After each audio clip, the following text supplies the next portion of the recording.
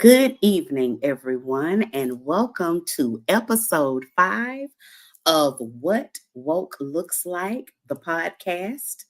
I am your host, Yolanda Hops, spiritual curator and educator. And tonight we have an amazing show planned for you. We are going to be interviewing none other than the beautiful Geechee girl vegan herself and the owner and founder of Alvera's Apothecary.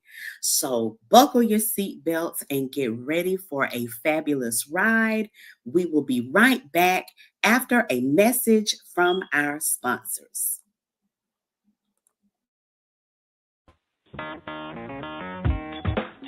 Women have the power to transform this world.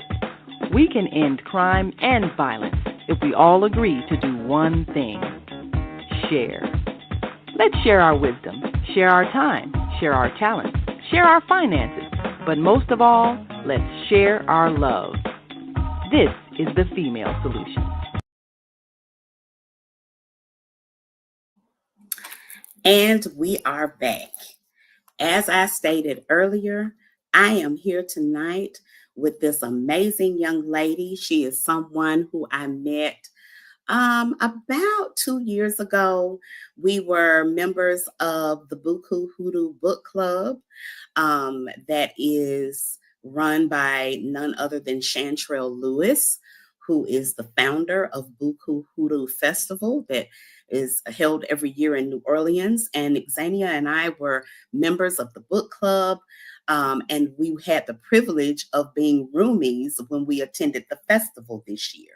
Oh, she is an amazing, amazing spirit and just an awesome person. Now, here's the real tea. Xania is a Savannah native. She's a free-flowing spiritualist, vegan chef, oh my goodness, and an herbalist. This chick really does it all. She's the owner again of Geechee Girl Vegan and Alvera's Apothecary, where she combines her passion for plant-based cooking and natural healing. So let's welcome Xania to the stage.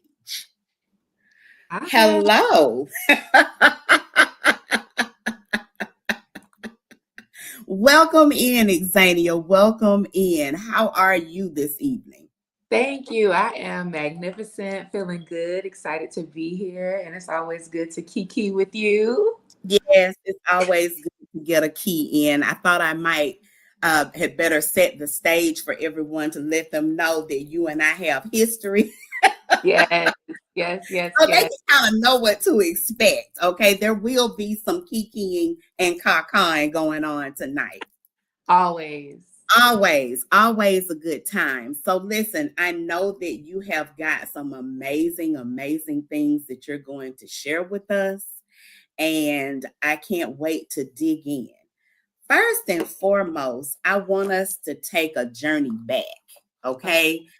Let's just go back a little bit and let's just talk about how you got started on this amazing journey as not only a vegan chef, but also an herbalist. That's a lot of hats to wear. So and by the way, you also literally have on a hat. So, it fits, right? It's all synchronicity, right? So good evening, good evening, good evening. We got some people coming in. Good evening. Thank you for joining us. So tell us a little bit about how you got started as a vegan chef and herbalist. Wow. Well, yes, those are two of the hats that I wear. I have many, many more hats under that. My love of plant-based cooking actually started in 2020 when I was living in New York City.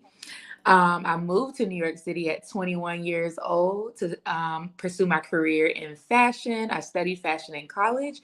And so New York is where I started working in TV and film, in production, doing costumes for all of your favorite TV shows and movies.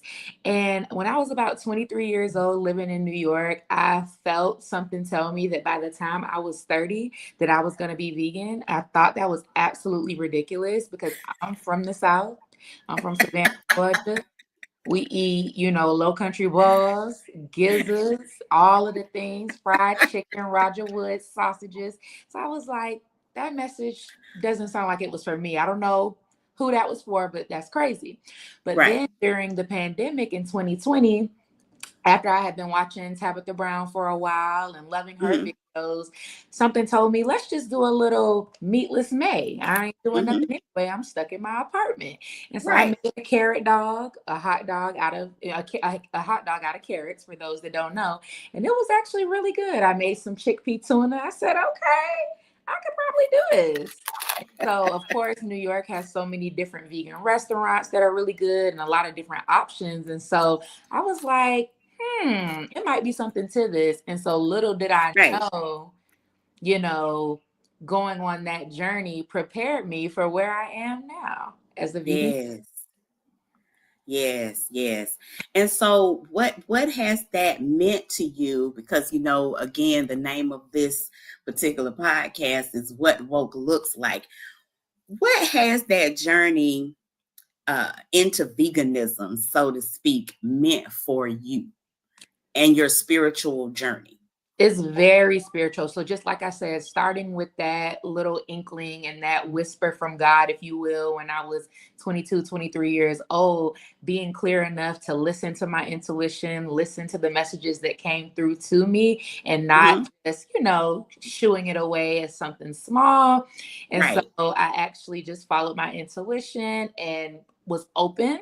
And so I needed to be open with what I ate in order to even have the possibility of becoming a vegan chef. And so along my journey with film, between like the strikes that happened and the industry slowing down 2 years Oh later, yeah, yeah. in Okay. 2023, that's when, I had been sharing my vegan recipes on social media, on TikTok. That's how I built my following on there, as well as Okay.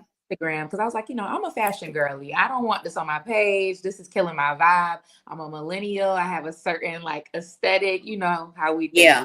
And Yeah. so it started out as a creative outlet. But during that time when the film industry slowed down, people was like, I want to try your food. I want to try your food. I'm like, I ain't no chef. I don't like what I look like cooking for some people or whatever. But I was like, look, I could start banging these pots and turn the stove on and make some. Right, right, right. So that's exactly what I did. So 2 years ago, I turned it into a full-blown business. During that first year of business, I catered Queen of Food's Sacred Woman conference, and that was Ooh. especially only being 6 months into my business. That's Um, big. That's yeah, big. huge, That's big. huge, That's huge. huge. So I'm Right. Yeah, that's grateful for huge. that opportunity. Yeah. I made a banner, which you'll see in the video that will play, that I said, I offer cooking classes, I'm a private chef, all the things. And so the banner was $200. And I was like, well, child, I'm not about to probably buy another banner. So let me put everything that I want to do and I see myself doing on this banner. And I basically called that forth for myself, because within 6 months of having that banner, somebody hired me to be a private chef and come twice a week into their home. I catered multiple events. I did cooking classes for Amazing. a organization. And so going back to your question of how did that, affect my spiritual journey, it was all spiritual. It was Mm-hmm. completely walking by faith and being open and seeing what happened, Yes. because Yes. that was not a part of my plan. I was supposed to be somewhere winning an Oscar, you know, um, doing my fashion thing, but God had other plans and was like, no, like look at this, Indeed. Indeed. because it Yes. unfolded so easily. It was so divine. It was nothing that I could have ever planned or, thought of on my own. Right. Right. And touche, touche. I love that. I wanted to just really quickly bring something up here to the stage. Um, regarding veganism, because I think that there may be some misconceptions surrounding veganism. Um, People sometimes get the terms vegan and Mhm. Oh, vegetarian a little twisted. So would you mind? I don't know how well you can see this. Can you see yeah. this? Yes, yes. Would you mind kind of going through that for everybody so So that they can get a good understanding? Yes, I completely understand because every time I go to a family function or go to any function at all, people are like, oh, okay, you vegan, you can have some fish, right? You can have some salmon, you can have some of that shrimp. And I'm like, no, I don't eat meat. I don't eat seafood, no dairy Right, products. So there are many different types of vegans. You have right. people who are, plant-based, no animal Mm-hmm, products within their food. You have people mm-hmm. who do it for different reasons. People who do it, solely for their health, solely for what they eat. Right. Complete veganism is like no leather, no harming of animals of any kind, no honey. Mm-hmm, So there's definitely levels to it. mm-hmm, I'm the type of vegan, I definitely do it for my health. I did it for my body and because I felt called to do it. But I'm mm-hmm. the type of vegan to convince other people that they should be vegan. When it comes to my business and my food, some of my favorite customers are not vegans. I just serve Oh, food to people who enjoy good food, those who are yeah. vegan curious, and foodies all alike. So that's what veganism is all about. Showing you how Okay, to let's create. clock that term. I want to quickly clock that term, vegan curious. Mm-hmm, mm-hmm. Loving that. Okay, so you're gonna have to copyright that, trademark. You're gonna have to trademark that. I'm just saying, vegan curious is a whole vibe. Okay, Yes, because I was and very curious once upon a time. right. To your point, at some point in time, you were vegan curious, and then you said, you know what? I think I'm gonna go full force. Yeah. So, and as this definition states, it's you're being cognizant of the fact that animals have to endure a great deal of cruelty to become food, Mm-hmm. clothing, and other things. Yeah. So veganism is promoting the development of those animal-free alternatives for the benefit of everyone. And Yeah. that's the thing I think that a lot of people don't realize, the fact that it has a tendency to benefit the environment. Yes, absolutely. Yeah, Absolutely. Because the more meat we as people eat, the more gases that get emitted into the earth. And so, yeah. right, right, right, exactly. So yeah, so thank you for kind of enlightening us on that, because I feel as if there's still some gray areas surrounding those definitions and exactly what they mean. Yeah. So I want to kind of double back because you mentioned having that opportunity with Queen Afua. Mm-hmm. Would you mind telling people who Queen Yes. Afua, because everybody doesn't know who she is. So kind of share with us a little bit about who Queen Afua is. So I like to refer to her as the godmother of wellness. She has been serving the Black community and the community at large in the sector of Mm-hmm, wellness for the past mm-hmm. 40 plus years. She started Yes, out doing wellness circles and treating women in Brooklyn, New York, where she is yes, from. And globally, she has written a book called Sacred Woman. She has yes, written a book called Heal Thyself. And basically, she teaches women to honor their bodies through food, movement, and different practices in order to be yes, their best selves. yes, yes, yes. Queen Afua has also worked with, for those who don't know, many celebrities, Mm-hmm. people like Erica Badu. Yes. But that's the main person who sticks out in my mind. I Lauren, believe J- who else was that? Lauren London, Jada Pinkett Smith, Tiffany Haddish. Yes, yes, yes. Tiffany Haddish.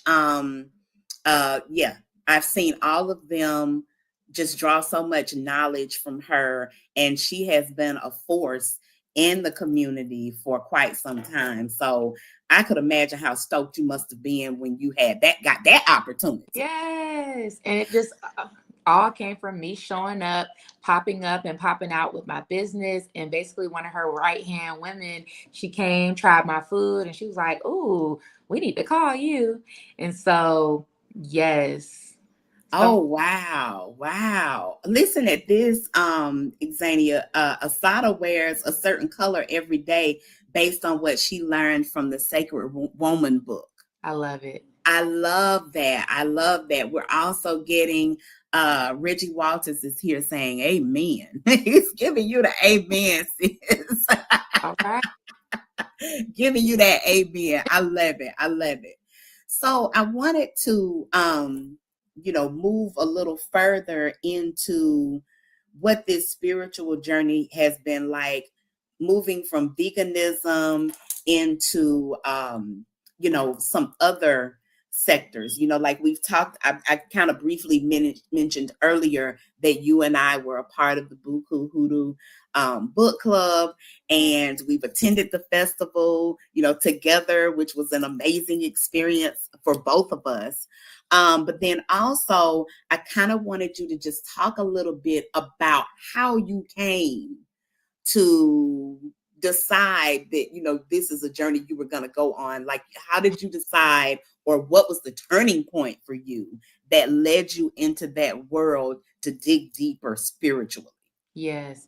So I know we all like to say, like, this is where my spiritual journey started, but you're always on a journey from the moment you come out of the womb, from the moment you're on this earth plane. But consciously, I would say my journey started in 2020 again.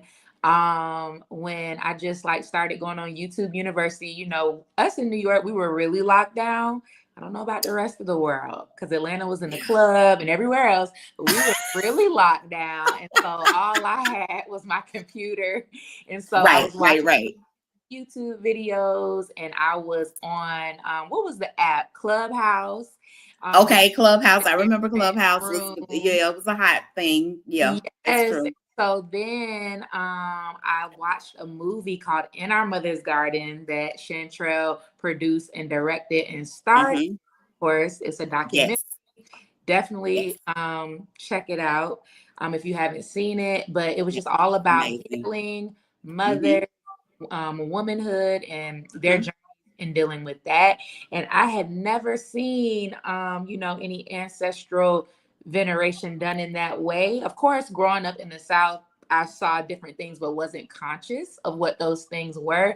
And so seeing that film basically just gave me a green light and a permission to just further dive in and explore what that was. And so then I started in classes with Chantrell and Mama Coco, and then that led me to joining the book club, and then me too.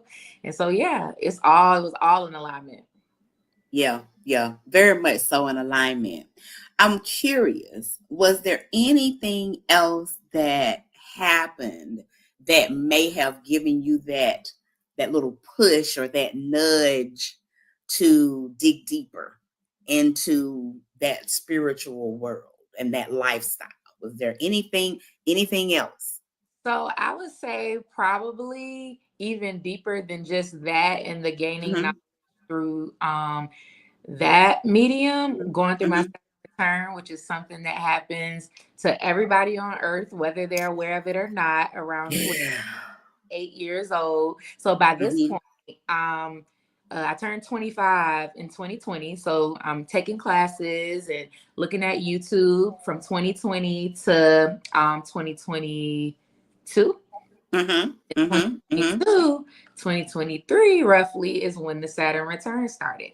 And you want to explain, or you want me to explain what that is? Oh, I'm happy to explain if you want me to. Your Saturn return is essentially when Saturn returns, the planet Saturn returns to the same place it was in when you were born.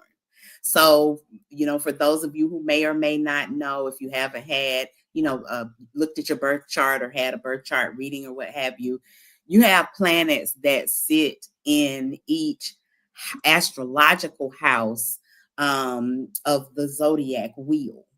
And so each planet plays a different role depending on where it's placed. I won't get into, like where yours is placed, but mine is placed in the first house. I know it's a whole nother language, but it's very imperative a part of the journey. It is very much so. Yes. First house. Now, oh boy. Yes. First house is a big house. Yeah. Your first house, and just kind of giving some tidbits. First house is all about ego. It's about self-awareness, identity. It's all of that. So what happens a lot of times with that Saturn return, and Xania can speak to this, you kind of go through an identity crisis. Yeah. If you haven't had one yet, if for those of you that may be watching who are a little younger, if you're younger than 28, 29, you can expect some, major maybe upheavals. I'm not saying your world is going to come crashing down, but it is going to change the way you view so many things via that Saturn return. Saturn is the planet that rules karma, responsibility, discipline, time. It rules all of those aspects of our lives that none of us can escape. So your Saturn return is when you get to do like a review of where you are in those areas of your life at that time. Yes. So you're saying that Saturn return is really what? Yeah. Because you see, it's a complete identity shift, right? Yes. Food group. I couldn't go a month without eating crab legs. Right. Like, also, I was a fashion girly working in TV and film. Everything I did was about fashion. And like I said, all I cared about was working with this person and that person and climbing up the ladder in Hollywood and winning an Oscar. But then all of a sudden, at 27, I'm like, wait, hold up. I'm living in my dream city with my dream job. And now not only am I starting to just change, my interests are changing, but I'm feeling called to go in a different direction. I was called to move back to Georgia. That was definitely completely different because I'm like, wait, I'm in the big city doing big things. That's where I need to be. So then as I'm still working in television and film in Georgia, you think March 2023, you could check Google and see when the Hollywood strikes happened and when the industry started to slow down and when those numbers started to change and when those work calls started getting less and less and a lot of us were out of work. I was out of work for 365 days before I even considered turning my hobby of cooking vegan food on social media into a business. I resisted day after day after day. It never crossed my mind. But in that Saturn return, I had to let my ego die, look at the which my identity was built upon. And, subconsciously, it was never like an ego thing of, oh, I'm this and I'm that because I'm working with this person and I'm doing that. It was more so a subconscious putting my identity into my work. I took pride in my work. I showed up a certain way. And I valued myself based off of the hard work that I put out. And to the average person, that doesn't sound like a bad thing. But what I have learned throughout these 3 years of my Saturn return that started March 2023, that will be over February 13th, 2026. Okay. Come on and do the countdown. Come on with the countdown, sis. Come on now. Y'all definitely follow me on social media and tell me happy Saturn return ending. Y'all tell me that on February 13th. I'm celebrating it like it's my birthday. As you should. As you should. And then you need to play the theme song. What was the song that Jocelyn Hernandez had? What's the name of it? What's the name of it? Do it like this might be, baby. That need to be your theme song for that day. Okay? Why? Because I have looked at all of my foundation, looked at all that I was made of and that I built my identity upon. I tore it down. I rebuilt it based on things that were internal to me, not on outside forces. My identity is now just stronger than ever. I feel extremely rooted in myself. At this point, we're 2 years in, so I've been taking the lessons in stride. Now I'm no longer fighting what this journey has been trying to teach me. Last week was my last time working at two part-time jobs that I got earlier this year, and I'm deciding to go full force, full-time into my business, betting on myself. Mind you, the business been there the whole time for the past 2 years. But because it's a journey, I had to get to this point within myself where I said, you know what? I done spent 60 to 80 hours a week working on set for somebody else's dream. I done spent multiple times, clocking into part-time jobs in order to build their businesses. Why don't I just bet on myself and pour that into what I've been given as a gift, and just see myself as the currency and just bet on myself? Yes, So I yes, graduate yes. with flying colors. Saturn can really get off my neck because I think that I'm doing pretty well with the test personally. I think you're doing an amazing job. And I just, want to say that because, you are a young woman who is, still has so much of her life ahead of her. But for you already to have developed this sense of awareness centered around, and first house will do that. Any planets that you guys have in first house, I'm Very. telling you right now, that's going to run your life. Okay. Just like, I talk to clients all the time and we talk about the ascendant or the rising sign. That is the sign that sits in your first house. It is where the Eastern horizon rose on the day that you were born. And that dictates the rest of your birth chart. So if you have, for example, your rising sign sitting in the first house, if it's in Pisces, then your whole chart starts with Pisces from the first house and it rolls all the way back around to the 12th house, and it's going to go in the order of the zodiac. Pisces being the last sign in the zodiac and Aries being the first sign. That means you would have Pisces rising first house, Aries in the second house. So it really does have a tendency to shape. And you having that Saturn placement, that's an intense placement in the first house. It is. Like your whole life is like, oh, I gotta be disciplined, which is, and we got Trelawney is saying, I love that. Wow, you did okay. Well, Xania, do you love that? I think I'm going to love it at some point. And you will. And you will. There's gonna come a time in your life where you're going to appreciate it, but it's having that sense of awareness and allowing Saturn to do the work. Mm-hmm. And if you allow Saturn to do the work, the thing a lot of people don't understand about Saturn is that as much as people think it punishes, it rewards. If you do the work.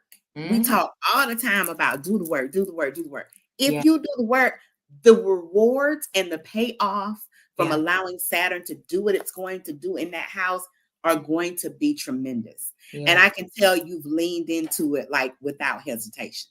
Yeah. That's just a test. And guess what? There'll be other friends of yours who will go through theirs, and you will be there to provide them with a little bit of all going through it right now. Okay, right.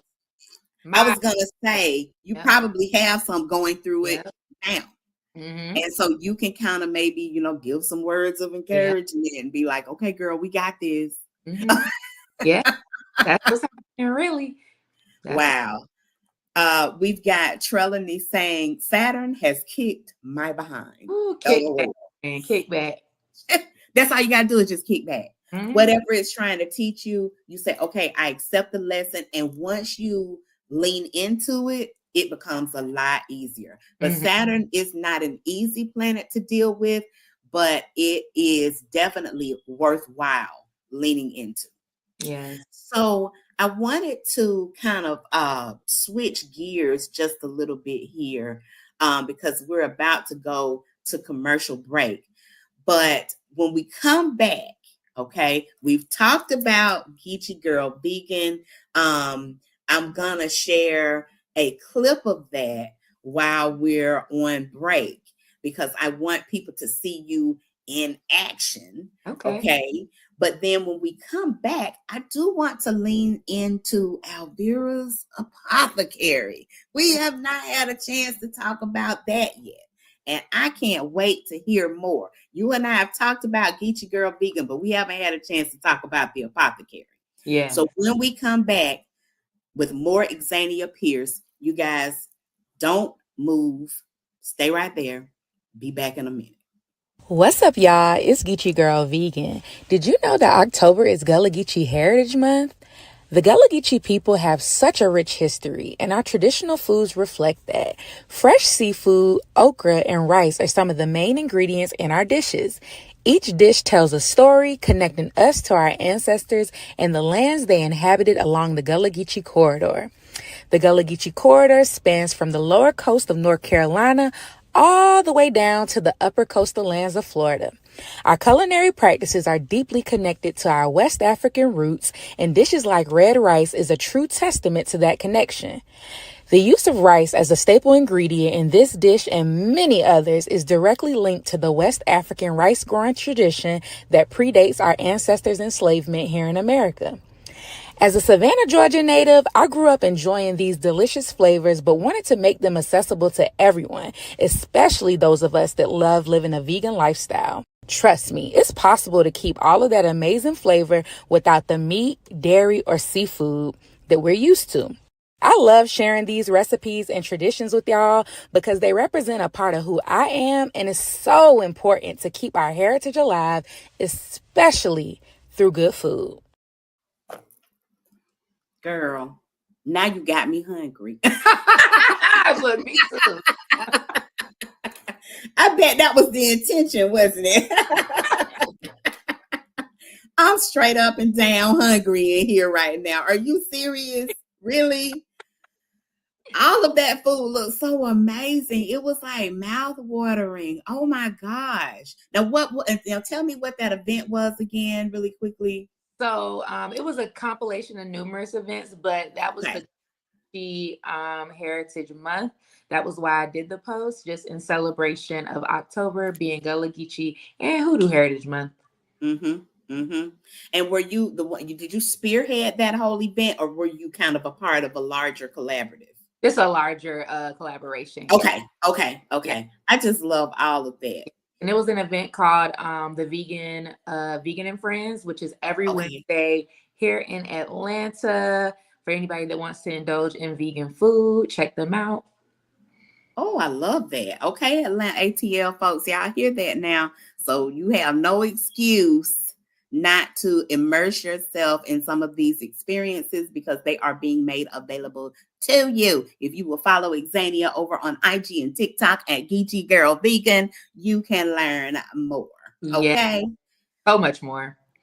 All right. So let's switch gears just a little bit and let's talk about this. Yes, my newest venture. Yes. So Alvera's Apothecary. And so this lovely lady right here is my paternal grandmother, Alvera Solomon Jackson. And so how this journey started was in 2021 when I was doing a film in Savannah. I heard about something called the Gullah Geechee Herbal Gathering, which is Mm-hmm. herbal conference that takes place every year near Charleston, South Carolina. And I was just like, ooh, I'm gonna just go by myself and explore, Yeah. learn about herbs. I don't know. I don't know what really made. I just was like, I just want to go do it, and I don't care if anybody don't go with me. And so I went. I learned so much. I learned about dyeing indigo, different herbs, foraging herbs, that were local to the area. Learning about life everlasting, learning about different Gullah Geechee herbal remedies, and so that inspired me to get into loose leaf teas. And so for the past 3 years, 3 or 4 years, I've been doing loose leaf teas just for myself personally, as well as for friends and family. And so recently, earlier this year, I was like, I'm going to offer it, to the world and create a space where we can learn about herbs together. I would refer to myself as a baby herbalist, even though I've been, working with herbs for the past 4 years. But I just wanted to create a space where I can be just open with my journey and share all of my different teas that I've crafted, my indigo journey, because indigo is a plant for those that don't know, and it's the blue plant, and it's how we get our denim, our jeans, and originally when they were organic and made by hand. Mm-hmm. But yeah, and so my grandmother, Alvera, I learned through listening to stories from my aunts. I like to call them sometimes and record different stories that they share. My grandmother had a garden in her backyard where she would have ginger and so many different types of herbs to help them with different ailments and things like that. And so yeah, when I found all of that, I was like, I'm naming this Alvera's Apothecary as just a homage to my grandmother. I just love that. Trelawney was agreeing with us a second ago when we came back in, and she was agreeing, saying, yes, same, same. She was agreeing with everything that you were saying. I too was a granny's girl, and still am, even though my grandmother is no longer, my maternal grandmother is no longer with me, but she had such a huge impact on my life. Linnea, hey, Linnea. That's another one of our good friends and book club sisters. Linnea is saying veneration in action. I know that's right. I know that's right. So important. But, just the mere fact that you were able to tie all of these experiences and lessons into this journey, and to be able to make your maternal grandmother a part of that. I mean, how powerful is that for you? Yes. How Yeah. powerful is that? What I'm curious to know, what have your family members thought about this? I mean, they love it. My aunt, she was like, I don't know how y'all get into this stuff. Mama used to do this, that, the third, And she was like, it's so interesting because I'm like, I don't know how I got into this, honestly. And it just shows that, a lot of things are just simply ancestral. And even with my cooking, I honor all of my grandmothers who have gone on, as well as my last living grandmother, because they were all known for their cooking. And so I didn't even know how to cook before being vegan. I'm not even gonna lie. I used to make spaghetti, salmon in the oven and maybe some chicken wings. But for some reason, when I decided to become vegan, I just intuitively had these recipes in my mind, like the devil crab and the dressing and the red rice and the greens, and even I made vegan salmon croquettes. Like, I've never made the real version of any of that a day in my life, but because, I knew how it tasted from when they cooked it, I was able to just recreate it in a vegan way. And I ain't gonna lie, it was some resistance at first because they're like, what are you doing? Like, don't blame us if this come out nasty because you're doing a lot. But I could just feel their presence when I'm making Yeah. things. And I pray over my food, pray over my ingredients for the health and well-being of everybody that eats it and myself. And it just reminds me of them, honestly. And so, yeah, it's this one picture. I didn't give it to you, but my grandma is her cooking at my childhood home, like the first home I ever lived in. She got a cigarette in her mouth and she cooking Thanksgiving dinner. And so that's always like the energy that I feel when I'm cooking. I love, girl, I love that. I love that. The female solution is saying them ancestors came through them cooking fingers. Listen, Real soul food. Come on now, real soul food. I mean, yeah, and I can relate. I'm not a chef, but I've always enjoyed baking. And because I've always had this sweet tooth, right? And the best way for me to get my sugar, rush taken care of was for me to get in that kitchen and start baking. And so when I was about 9 or 10 years old, I started baking cakes. And that came as a result of having eaten so many of my grandmother's baked goods. Yeah. And at that time, she was still alive, but I got so much joy and so many stories about down through the years how I've baked so many goods for church functions, for friends, for family. And that love, I feel like it always shines through. Your food is not going to taste right. If you ain't got that love, if you don't have no love in listen, because I can't cook with an attitude. Don't cook my food if you got an attitude. Don't. And just get out the kitchen. Yeah. Mm-mm. No, don't even try it. Don't even try, because we don't want any, you know.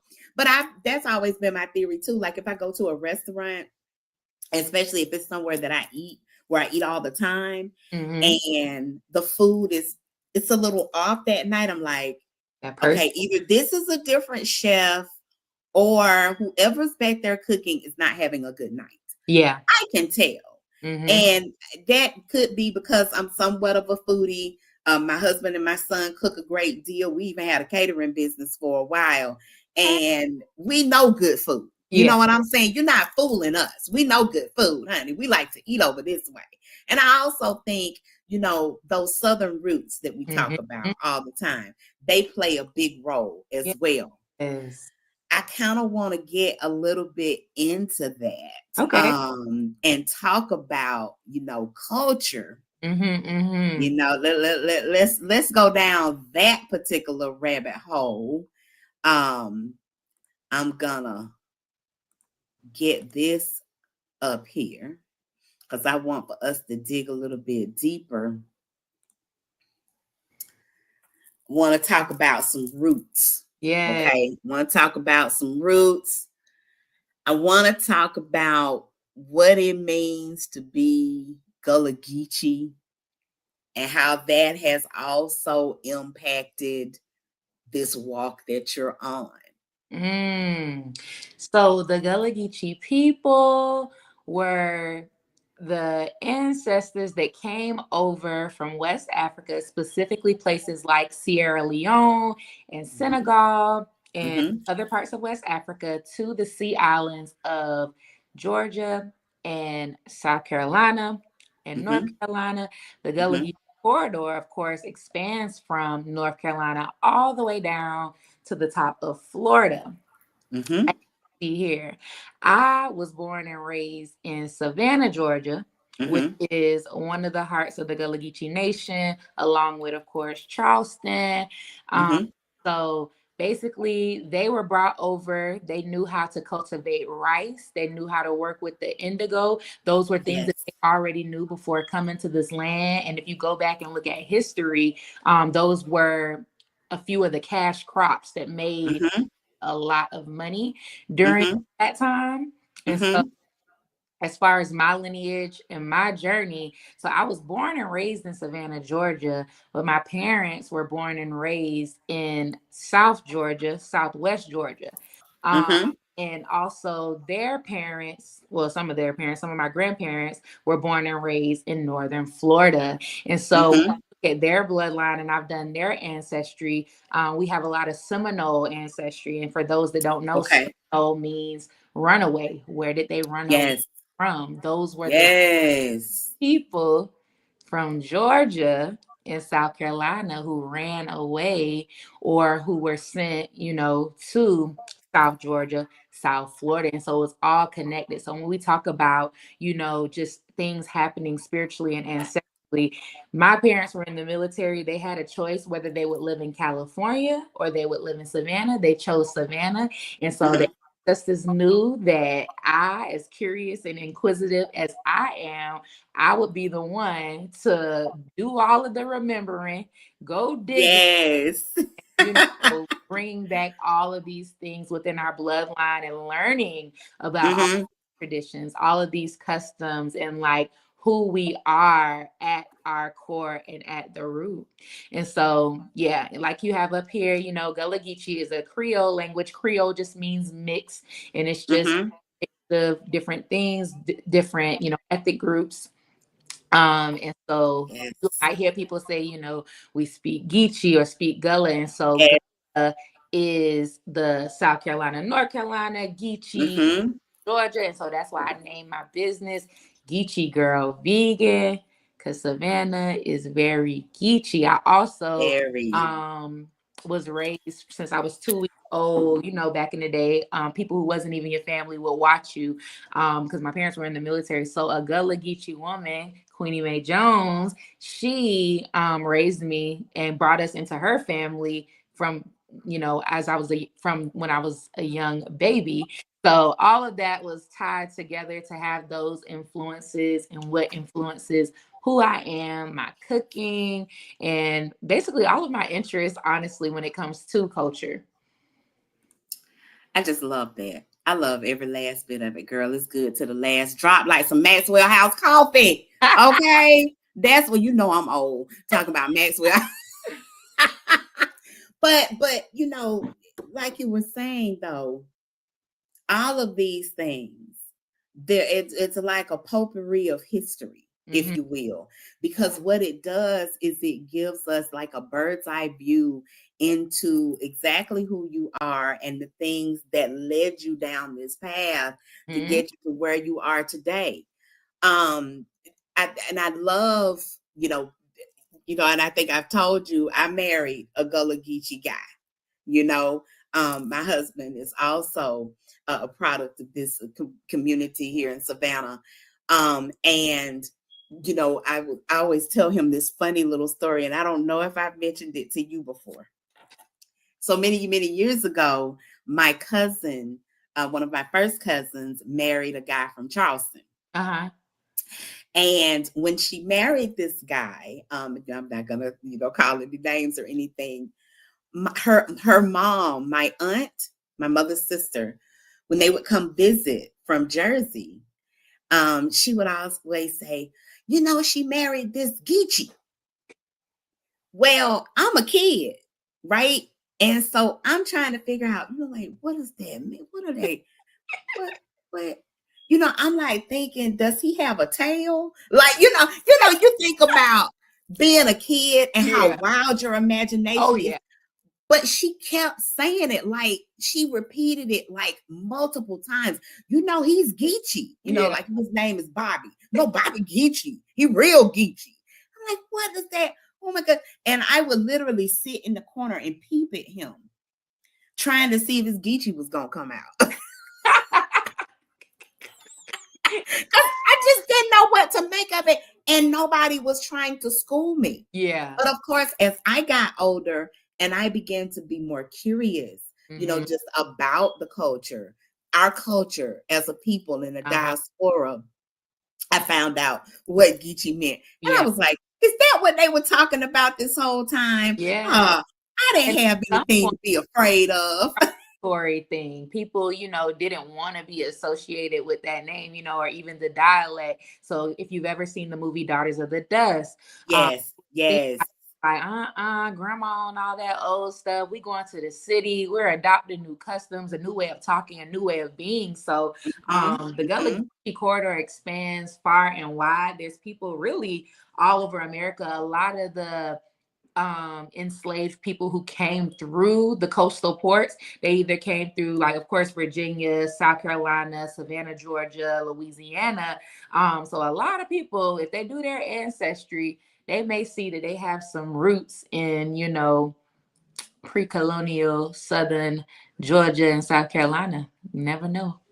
Well, when you talk about the drop-off points, Savannah was a huge port where many slaves, were dropped off. And so a lot of us came from this area. It was a major port or hub for the enslaved to be dropped off. And then people just kind of dispersed. The same thing for the Louisiana coastline. Yeah. A lot of people dropped off in that area and then migrated as well. So it just kind of depends, on what your drop-off point was.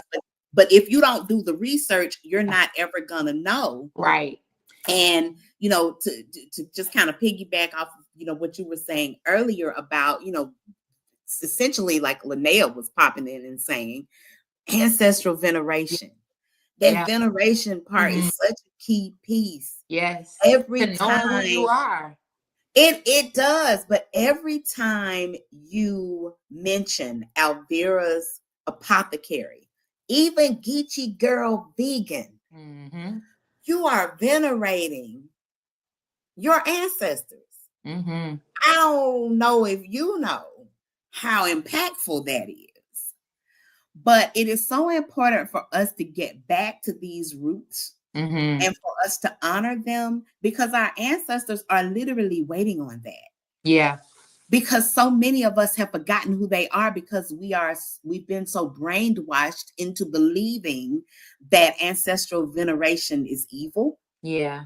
And that we should not be doing it. But the truth of the matter is, we should be. We Done definitely everywhere. need to be. We venerating other people's ancestors. It's done everywhere. On the money and the monuments, the street names, Exactly. everywhere, you know. You look at the different streets in different cities, Of course. Of the course. names of the cities. Mm-hmm. Mm-hmm. Mm, Mm-hmm. I wanted to also, just kind of highlight the fact here that when we're talking about, the vegan culture, we're also talking about, I'm sorry, the Gullah Geechee culture. We're talking about arts and crafts and music mm-hmm. and how the ancestors of the Gullah Geechee people brought to this country such a rich heritage of Yeah.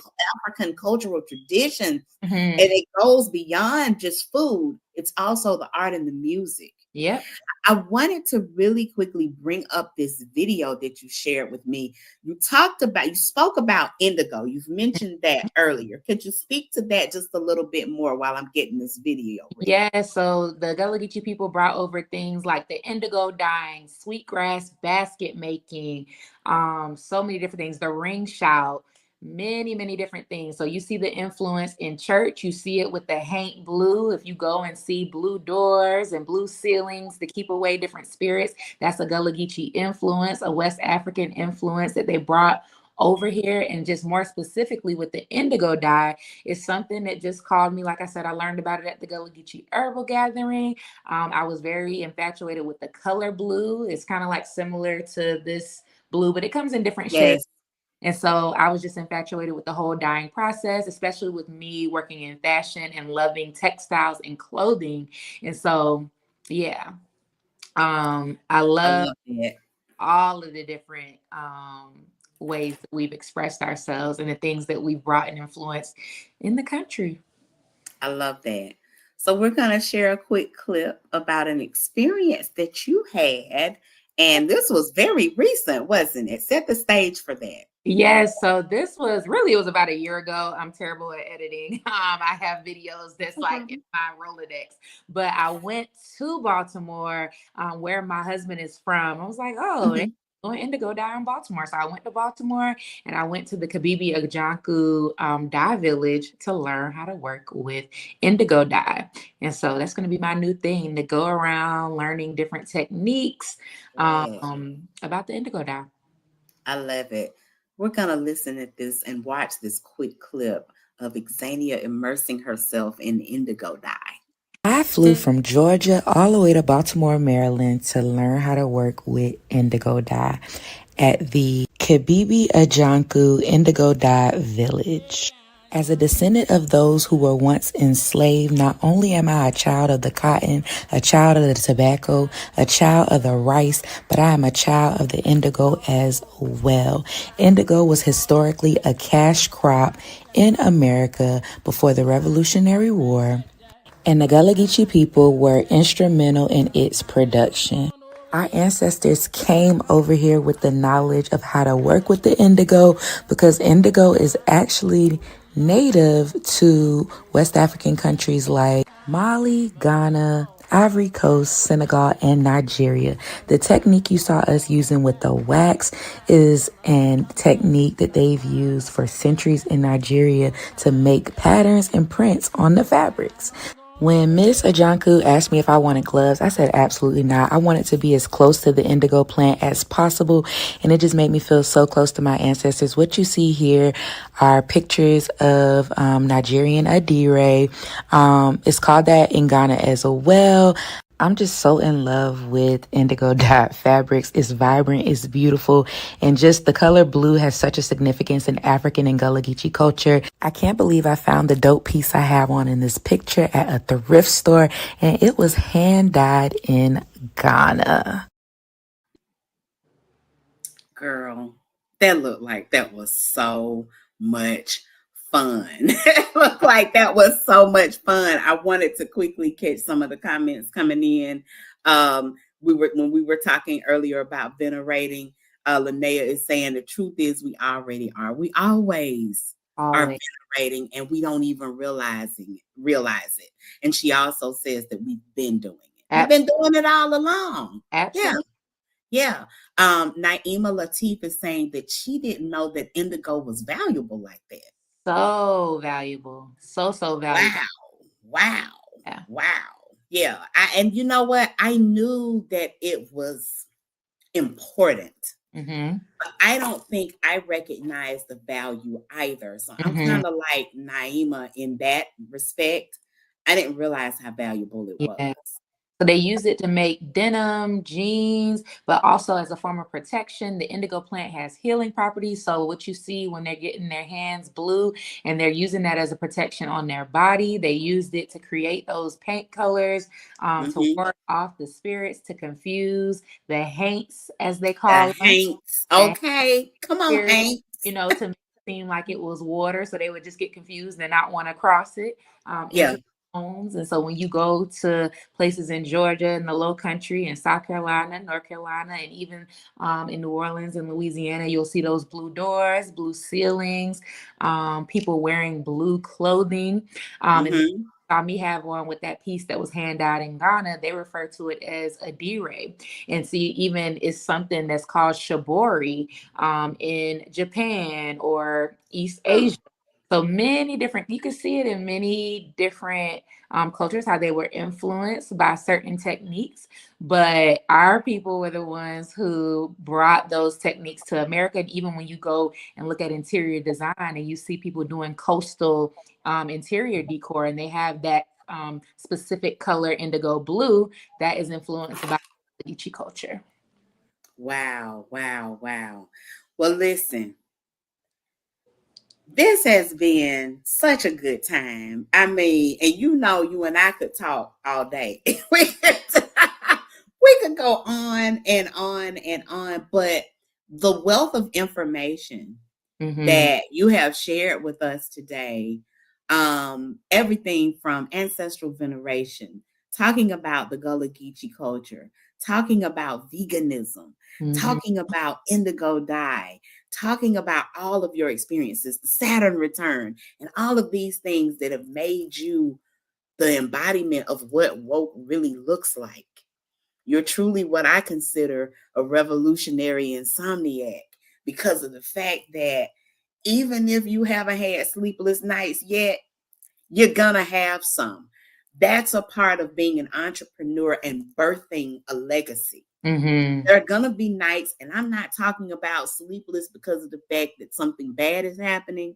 I'm talking about the ideas are gonna be flooding in, the ancestors gonna be dropping down loads, and there's gonna be some nights you're gonna be up with pen and paper like this, or at the computer like this. That's a part of the birthing of the revolution, right? And you're a part of that. And I'm so grateful that our paths crossed. And it was divine intervention from the beginning. And I can't wait to see what happens next.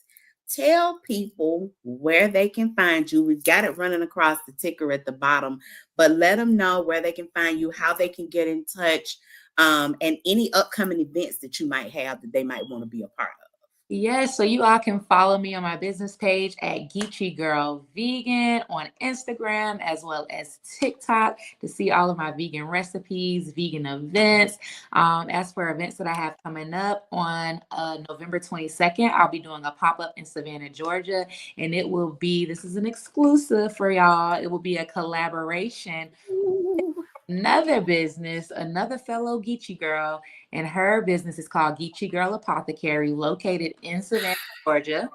Yes, I've been there. Collaborating. Yes. Oh, I love that. I love that. I also will be doing my vegan devil crabs for the Sankofa House Savannah Give Thanks Feast on 11/23 in Savannah, Georgia.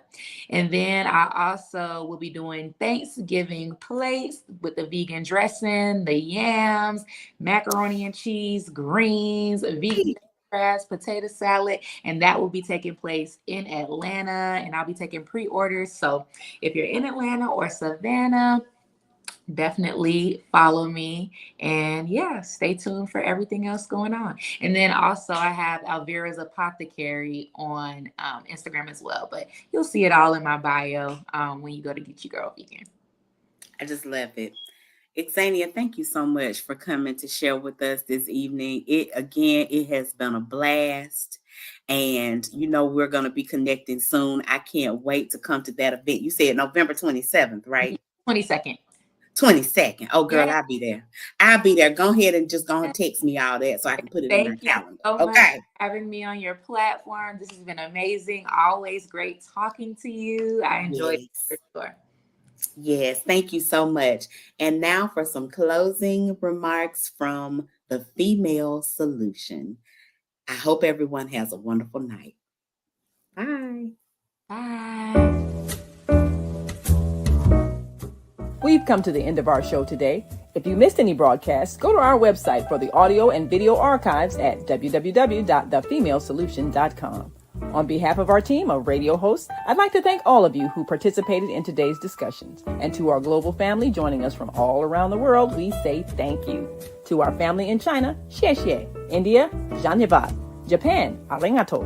Korea, kamsamnida. Russia, spasiba. Germany, danke. Poland, dziękuję. France, merci. Spain, gracias. Italy, grazie. Egypt, shukran. Ghana, madasi. Nigeria, eshe. South Africa, Ngiyabonga. Senegal, Jaref. Kenya, Asante. Israel, Toda. Pakistan, Shukriya. Afghanistan, Tashakur. Saudi Arabia and Palestine, Shukran. Assalamu alaikum wa rahmatullahi wa barakatuhu.